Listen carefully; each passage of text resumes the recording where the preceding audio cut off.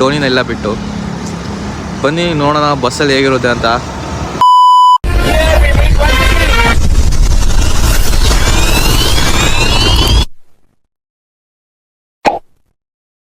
Good morning Karnadu, ಮತ್ತೊಂದು video ಸುಸ್ವಾಗತ. ನಾನು ನಿಮ್ಮ ಹೇಳಿ. ಸೊ ಮಾರ್ನಿಂಗ್ ವಿಷಯ ಏನಪ್ಪ ಅಂತ ತಮ್ಮನಲ್ಲಿ ನೋಡಿರೋ ಹಾಗೆ ನಾನಿವತ್ತು ಬಸ್ಸಲ್ಲಿ ಟ್ರಾವೆಲ್ ಮಾಡ್ತೀನಿ. ನಮ್ಮ ಟೋನಿನ ಇಲ್ಲ ಮೈಸೂರಲ್ಲಿ ಬಿಟ್ಟು ವಿರಾಜಪೇಟೆಗೆ ಬಸ್ಸಲ್ಲಿ ಟ್ರಾವೆಲ್ ಮಾಡ್ತೀನಿ. ಸೊ ಇಲ್ಲಿ ಬ್ಯಾಗ್ಸ್ ನೋಡ್ಬೋದು, ಬ್ಯಾಗ್ ಇದೆ, ಹೆವಿ ವೆಯ್ಟ್ ಆಗಿದೆ. ಸೊ ನನ್ನ ಫ್ರೆಂಡಿಗೆ ಕಾಯ್ತಿದ್ದೀನಿ, ಬಂದಮೇಲೆ ಅವ್ರ ಜೊತೆ ಬಸ್ಸಲ್ಲಿ ಹೋಗುವ ಅಂತ. ಸರಿ, ನೆಕ್ಸ್ಟ್ ಬಸ್ ಸ್ಟ್ಯಾಂಡಲ್ಲಿ ಸಿಗುವ ಬನ್ನಿ. A few moments later.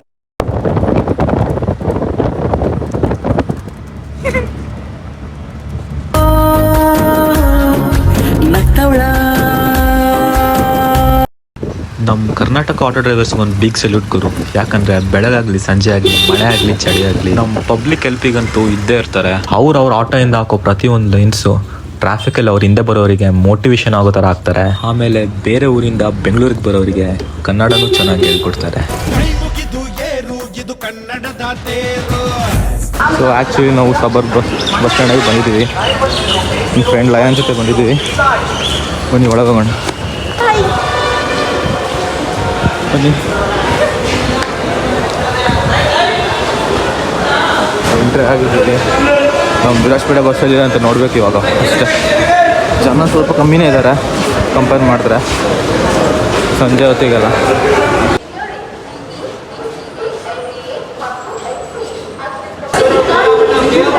Virajpet bus ಬಂದಿದೆ. ಸೊ ಫ್ರೆಂಡಿಗೆ ಬಾಯ್ ಹೇಳೋ ಸಮಯ. ಭಯ ಬಾಯ್ ಬಾಯ್. ಬನ್ನಿ, ನಮ್ಮ ಪಯಣ ಮುಂದೆ ಹೋಗಲಿ ಅಂತ ಹೇಳ್ತಾ ವಿರಾಜಪೇಟೆ ಬಸ್ ಹತ್ಕೊಳ್ಳೋಣ. ಮುಂದೆಯಿಂದ ವ್ಯೂ ನೋಡ್ಬೋದು ಹೇಗಿದೆ ಅಂತ. ನಮ್ಮ ಕೂರಕ್ಕೆ ಜಾಗ ಇಲ್ಲ ಬರೋ ಇದೊಂದು ಪ್ರಾಬ್ಲಮ್. ಬಸ್ಸಲ್ಲಿ ಬಂದರೆ ಕಾಲಿಡೋಕ್ಕೆ ಜಾಗ ಇರಲ್ಲ. ನೋಡಿ, ಇಲ್ಲಿ ಕಾಣಿಸ್ತಿದೆ ಕಾಲಿಡೋಕ್ಕೆ ಜಾಗ ಇಲ್ಲ. ಫುಲ್ ಸ್ಟ್ರೆಚ್ ಮಾಡೋಕ್ಕಾಗಲ್ಲ, ಹೆವಿ ಪೇನ್ ಆಗುತ್ತೆ. ಜನ ಇವಾಗ ಬರ್ತಾ ಇದ್ದಾರೆ. ಮುಂದೆ 8:30 ಆಗಿದೆ ಮಾರ್ನಿಂಗ್.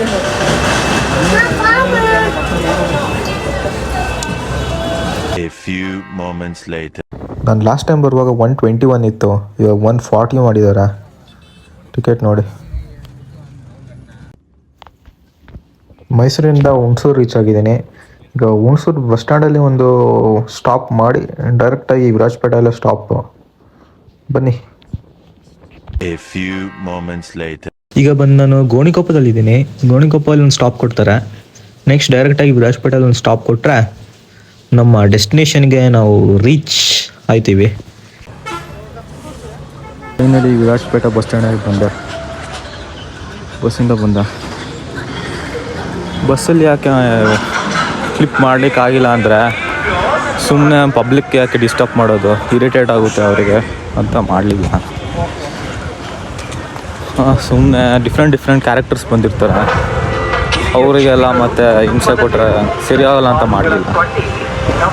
ಎಲ್ಲರೂ ನಮ್ಮ ಥರನೇ ಇರಲ್ಲ, ಸೊ ಮಾಡೋಕ್ಕಾಗಿಲ್ಲ. ಅಂದರೂ ಬಸ್ಸಲ್ಲಂತೂ ಹಿಂಸೆ ಗುರು, ಸೀರಿಯಸ್ಸಾಗಿ ಹಿಂಸೆನೆ. ಹೆವಿ ಕಷ್ಟ, ಕೂರೋ ಕಷ್ಟ. ಈ ಬ್ಯಾಗ್ ಹಿಡ್ಕೊಂಡು ಆ ರಶಲ್ಲಿ ಸುಮ್ಮನೆ ನೆಮ್ಮದಿಯಾಗಿ ನಮ್ಮ ಟೋನಿಯಲ್ಲಿ ಹೋಗೋಕ್ಕೆ it's a freedom.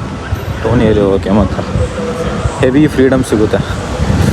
Two wheelers ಅಂದ್ರೇ ಹೇಳ್ಬೇಕಂದ್ರೆ ಫ್ರೀಡಮ್, ಒಂಥರ ಆರಾಮಾಗಿ ಹೋಗ್ಬೋದು, ಆರಾಮಾಗಿ ಬರ್ಬೋದು. ಪ್ರೀತಿ, ಪ್ರೋತ್ಸಾಹ, ಬೆಂಬಲ ಹಿಂಗೆ ಇರಲಿ ಚಿನ್ನ. ನಾ ಸಾಯೋವರೆಗೂ ಬರೆಯಲ್ಲ ಚಿನ್ನ. ಥ್ಯಾಂಕ್ ಯು ಚಿನ್ನ. ಥ್ಯಾಂಕ್ ಯು ಅಪ್ಪಿ. ಬಲೆ.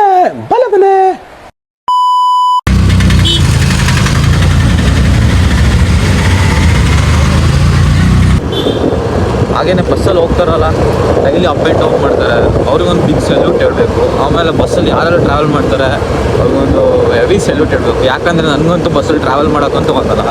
ಇಷ್ಟು ಹೇಳೋಕ್ಕೆ ಇಷ್ಟಪಡ್ತೀನಿ. ಓಕೆ ಫ್ರೆಂಡ್, ಬಾಯ್. ಬಸ್ಸಲ್ಲಿ ಸ್ಪೀಕಿಂಗ್, ನನಗಂತೂ ಬಸ್ಸಲ್ಲಿ ಹೋಗ್ಲಿಕ್ಕೆ ತುಂಬಾ ಕಷ್ಟ. ನಮಗಂತೂ ಒಂಥರ ಹಿಂಸೆ ಆಗಿದೆ. ನಿಮಗೆ ಯಾವ ಥರ ಅನಿಸುತ್ತೆ ಅಂತ ಕಮೆಂಟ್ ಮಾಡಿ. ನಿಮಗೆ ಯಾವ್ಯಾವ ಎಕ್ಸ್ಪೀರಿಯನ್ಸ್ ಆಗಿದೆ ಬಸ್ಸಲ್ಲಿ ಹೋಗುವಾಗ ಅಂತಲೂ ಕಮೆಂಟ್ ಮಾಡಿ. ಸೊ ಹೇಗಿತ್ತು ಬಸ್ ವ್ಲಾಗ್ ಅಂತ ಕಮೆಂಟ್ ಮಾಡಿ. ಕಮೆಂಟ್ ಮೇಲೆ ಕಮೆಂಟ್ ಆಗ್ತಾನೇ ಇರಿ. ನೆಕ್ಸ್ಟ್ ಬ್ಲಾಗಲ್ಲಿ ಸಿಗುವ ಅಂತ ಹೇಳ್ತಾ ಎಡಿ ಬ್ಲಾಗ್ಸ್ ಸೈನಿಂಗ್ ಆಫ್ ಟಾಟಾ ಬಾಯ್ ಬಾಯ್.